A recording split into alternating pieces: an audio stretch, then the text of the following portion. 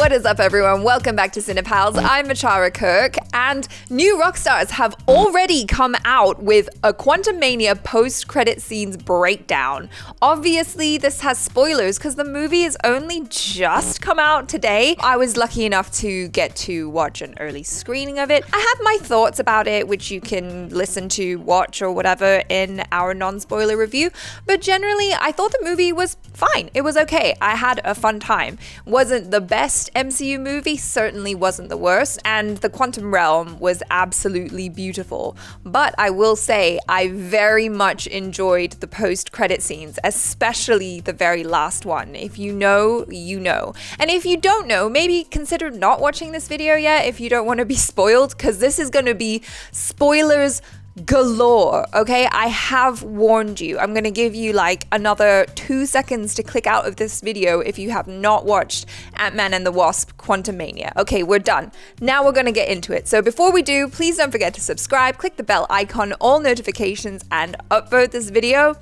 Let's go. Welcome back to New Rockstars. I'm Erik Voss, and spoilers ahead for Ant-Man and the Wasp Quantumania because this is a breakdown of the Quantumania post-credit scenes. Yes, I know, it's super early, and you may not have seen the movie yet, but we wanted this video to be here for anyone who did see Quantumania on opening day and anytime after, because we know how fun it is to come out of these Marvel movies chatting about the end credit scenes and voices in the cinema lobby. And we thought it'd be helpful to have us in that conversation. Yeah. Oh, look, a standee for Creed 3, and someone took Jonathan Major's shirt again. Why can't I look away from it? I'm calling to give you one last chance to pause this video if you haven't seen Quantumania yet, because you've been doubly warned. Questions. Okay, Ant-Man and the Wasp Quantumania has 2 post-credit scenes, and it is the first time in years for a Marvel movie that they are both nerdgasms of world building that get us equally hyped for what comes next in the MCU. I'm gonna break them both down in this video. But tomorrow, February 17th, will be the official launch of our new channel, The Deep Dive. That's right, in which you'll be able to watch a slate of 5 premium videos, including my live breakdown of Quantumania, where I will analyze this movie in real time with you. So please subscribe at Deep Dive NR and join me tomorrow. And you can support our growing New Rockstars network by getting our awesome merch like this Quantumania inspired shirt, Reign Eternal, or something from our Deep Dive collection. All this stuff at nerdriot.shop. Okay, Quantumania ends with Scott and Hope successfully defeating Kang in the quantum realm, disabling his multiversal engine core with both growing and shrinking pin particles and forcing Kang into that vortex it creates, sucking him down to, who knows? Like, he could be dead, but we saw essentially the same thing happen to Darren Cross, and he came out as MODOK. So presumably Kang is in another probability storm with thousands of other Kangs, but Jessica and Tommy have an ending explained video coming out that will go into all of that. The movie ends with Scott looping back to his San Francisco routine and a birthday party for Cassie, haunted by the fear that by defeating Kang, he left the world vulnerable to the Kang dynasty. And in this first post-credit scene, that is exactly what we see. A vast arena filled with shouting Kangs, each teleporting in from squares of white light. This scene is taken directly from some famous comic imagery. 1988's Avengers 292, written by Walt Simonson, penciled by John Buscema. That's a Namor storyline, but it features a cutaway in which Kang is summoned before the Council of Kangs. The Council of Kangs had been introduced a few years prior, 1986's Avengers 267, but this is the first time we see the raucous amphitheater full of thousands of Kangs, all excited to add another to their ranks. Now, the arena in this scene is something closer to a Roman Colosseum. Kangs appear in the stands and in the pit. Most wear shades of green, but there is a bright red one right in the middle, who I think could be the Kang incarnation of the Scarlet Centurion. We see a few massive statues towering over this arena, similar to the Kang statue that looms over the TVA now, but rather than just an uncovered Jonathan Majors face, these statues are all helmeted. The sky behind them is purple, streaked by lightning, and a sacred timeline snakes behind the clouds. Then we cut to 3 VIP Kangs. One says, "So the exiled one is dead." And from the shadows steps forward a Kang dressed as an Egyptian pharaoh. This is Pharaoh Rama-Tut. Technically the earliest known form of Kang in the Marvel Comics, though when he appeared in 1963's Fantastic Four number 19 as a time traveler who took over ancient Egypt, he wasn't yet established as Kang. He was later retconned to be the same person. Rama-Tut asks, "Are you sure he's dead?" Now, Rama-Tut was actually referenced in episode 3 of Moon Knight. Art on the back of that Egyptian kid's jacket, taken directly from Mike Del Mundo's illustration of Kang as Rama-Tut in 2017's Avengers Unleashed. Here, the lines on Rama-Tut's face are golden. Kang's cheek scars are one of the many mysteries I'm going to be exploring in a special deep dive into Quantumania that I'm doing on the new channel next week, in addition to breaking down the Easter eggs of the movie on the main New Rockstars channel tomorrow. This movie's got a lot going on with it. It deserves to be explored in several different ways. Yeah. In this scene, responding to Rama Tut is another Kang in a glowing futuristic suit with a bald head fused with cyborg parts, it looks like. He says, "If it wasn't true, I wouldn't call you." This Kang could be a few different figures. I mentioned Scarlet Centurion, but Scarlet Centurion has a red medieval attire, and this futuristic Kang really strikes me as either Kang Prime, who is a dominant Kang at the end of time that the Avengers fight in Avengers Unleashed, or maybe the adult Kang that Iron Lad faces off against, Iron Lad being a teenage Nathaniel Richards who hasn't become Kang yet. This could be the adult Kang that he faces that causes him to go back in time and join the Young Avengers. Okay, this is a lot of information. Future Kang, the once and future Kang. I know, future Kang is silly because they're all timeless Kangs. I just think they created a new Kang to set up this one to fight people like the Young Avengers and Iron Lad, because that bodysuit really does look like what Iron Lad wears. So Rama Tut taunts him, "It really must eat you up that you're not the one who killed him," referring to that exiled Kang the Conqueror. But a third Kang steps out of the shadows with a raspy voice. "None of us killed him. They did." This Kang is definitely Immortus, who was also originally introduced as a separate time-manipulating villain in 1964's Avengers number 10, but was later retconned as yet another form of Kang. He's known for his tall headpiece, his dramatic mustache, and that 8-pointed star emblem. Now, if you look closely, Rama Tut bows his head in respect to Immortus, but future Kang does not. He seems to have an ego on him, but Immortus does seem to be the elder of the three. And note that of these three, only Rama Tut has facial scars. Immortus says, "They're beginning to touch the multiverse, and if we let them, they will take everything we built. So let's stop wasting time." He opens window to show the flowing sacred timeline outside, but with split branches snaking off in every direction, forming what we assume are incursions. It's a close-up version of the wide shot that we saw in the Loki finale, when another one of their variants, He Who Remains, was killed by Sylvie, and the sacred timeline split just like this. Earlier in this movie, Kang explained to Janet Van Dyne that the members of the Kang dynasty played with the multiverse like children and caused incursions, and he started the war with them to put an end to this. But really, it sounds like every Kang hates each other. They blame the others for these incursions and are equally to blame themselves for causing more incursions. But Immortus' line suggests their concern over what Loki and Sylvie did, what Doctor Strange and Peter Parker did with their spells opening up cracks in the multiverse, which had a similar purple cloudy background as we see now, and of course what Wanda Maximoff and Doctor Strange did in Multiverse of Madness. In those sorcerers' case, it was using the Darkhold to dreamwalk into the bodies of their multiversal selves, causing what Reed Richards referred to in that movie as incursions. Now remember, Reed Richards is the ancestor of Nathaniel Richards, aka Kang, and all of these Kangs in this arena appear from glowing square-shaped portals, just like the blue portal that Reed used in Multiverse of Madness. So Immortus turns away from the window, saying, "We're late." Future Kang raises his voice to him, "How many did you call?" And Immortus responds, "All of us." And then we're back in the arena pit where more and more Kangs teleport in by the dozens. Most of them wear a combination of green and purple robes, but one turns toward us on the left in dark gray armor. Maybe someone from Scarlet Centurion's era, perhaps? But again, I think that red one we saw earlier in the first wide shot was Scarlet Centurion. Then there's another with long hair who gets ripped up, and behind him to the right, fascinating one. This guy wears a modern, slim corporate suit. I think this might be Mr. Gryphon, CEO of Kang Enterprises, Qeng. This is the Kang variant who, in the comics, bought Stark Tower, and we saw in the void of Loki episode 5 a pruned Avengers Tower with Qeng written on it. So, we did. Mystery of who bought Avengers Tower after Tony Stark and the Avengers moved out in the MCU? I believe the answer is Mr. Gryphon and Kang Enterprises. This fella right here, one version of Kang hidden in the background of corporate America in the present day MCU, trying to get his hands on every piece of Stark tech that he can. I'm gonna make a shit ton of theory videos about this guy in particular. So that was a really interesting breakdown because it really showed the significance of the scene. I think I kind of had a sense as to how significant it was because it was overwhelming to see that many Kangs in one frame, right? Like I was just like, holy crap, there's so many. But I guess that makes sense because there's so many different probabilities in the multiverse, right? At the time of watching it, I think I was just more focused on Jonathan Majors acting in that moment. That was one of the moments where I was kind of like, oh, I'm not too sure about this. I know it's really hard to do multiple characters, right? And to do them in a way that feels really grounded. Also, considering the fact that some of these, or all of these characters, in fact, that he was playing, at least with lines, they're larger than life. And so a lot of his choices there, I was kind of like, okay, that's interesting. This was the moment where I really felt him kind of dig deep into sort of theatrical and Shakespearean roots. They all felt, very grand and, big.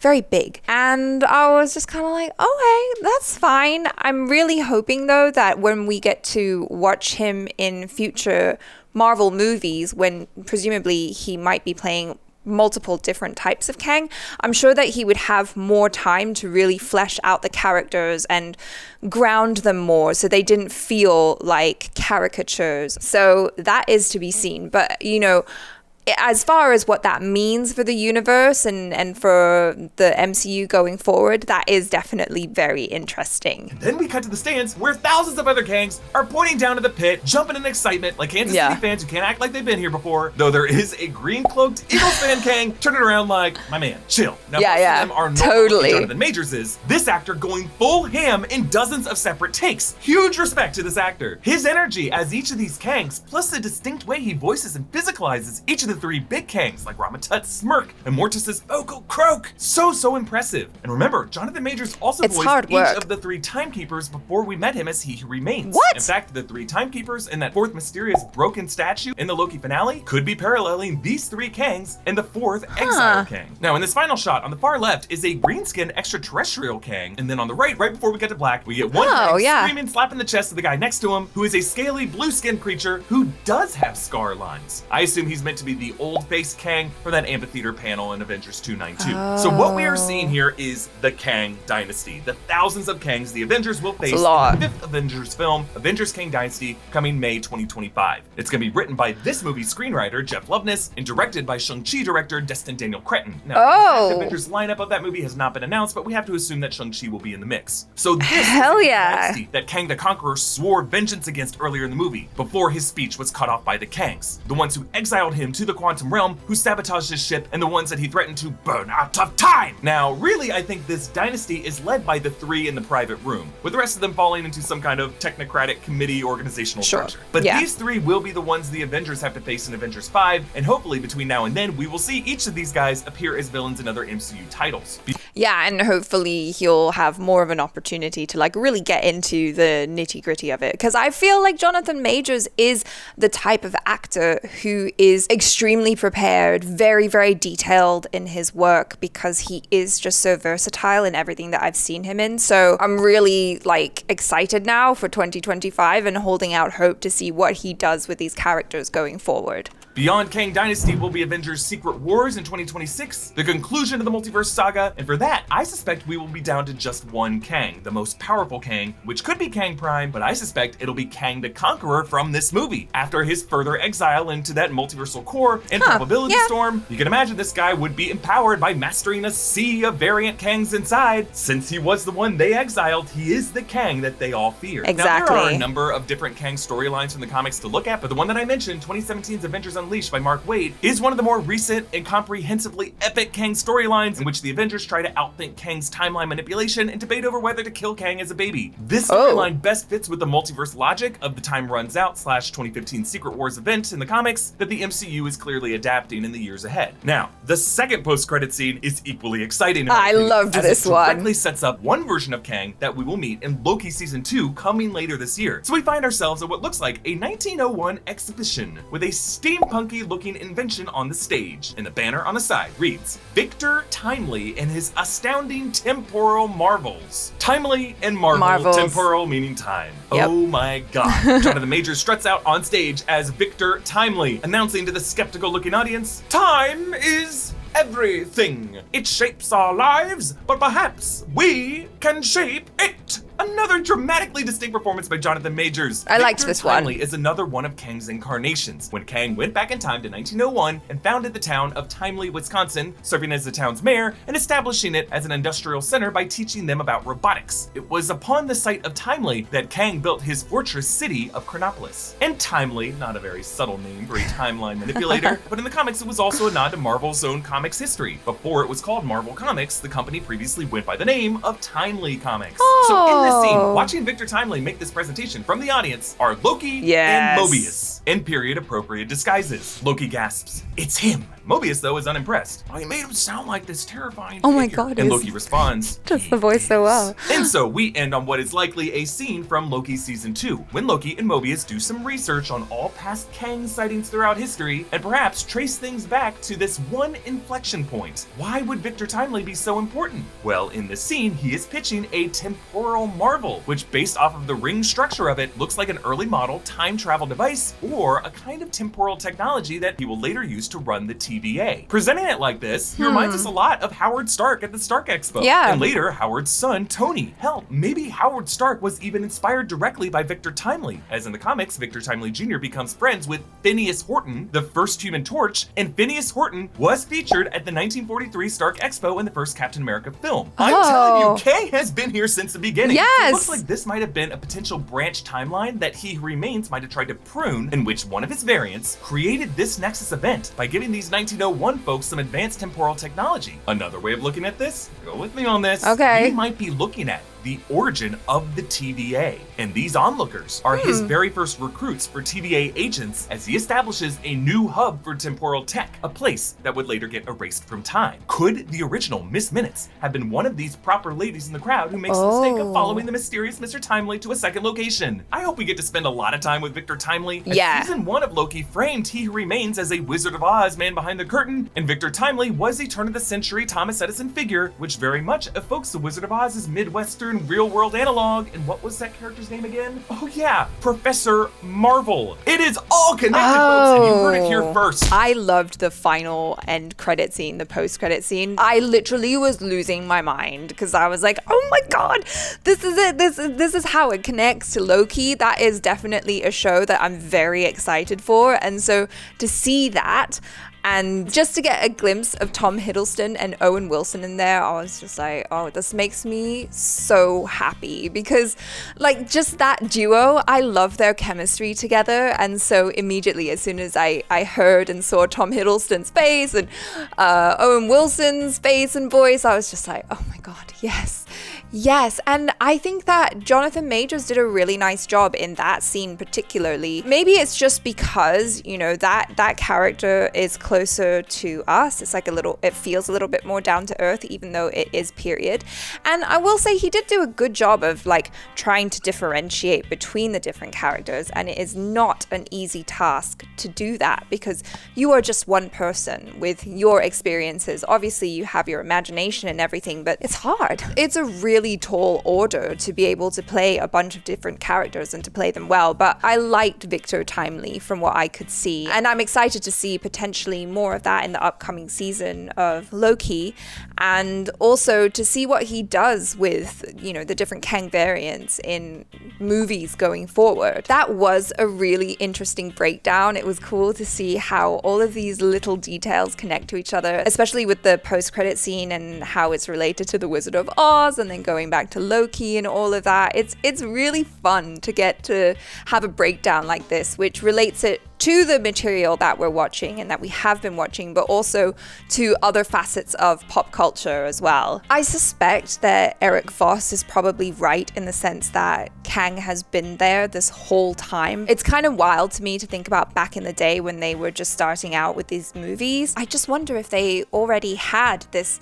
end game, pun intended, in sight, you know, where they were like, well, if we're carrying on with all of this stuff, there is the possibility that we can tease everything that we want to, and then like 10, 15, 20 years down the line, we can pay it back, you know, and to have it come back in a way that is meaningful and for people who really deep dive, just like Erik Voss and other people like him do, they can be able to find details in there that the average viewer like myself might not.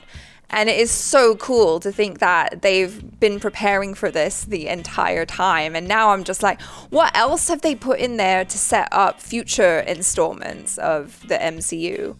Or not? Like, where does it end? It'll never end. They'll keep doing it. So long as they make money! And so long as we enjoy it. Yeah, let me know your thoughts in the comments below. What were you most excited for out of the 2 end credit scenes that we got here? My favorite was definitely the second one. So yeah, let me know, and let me know about your thoughts on the movie. Hopefully you've watched it if you've gotten this far in this video. So I'll catch you next time. I'm Achara Kirk. Ciao.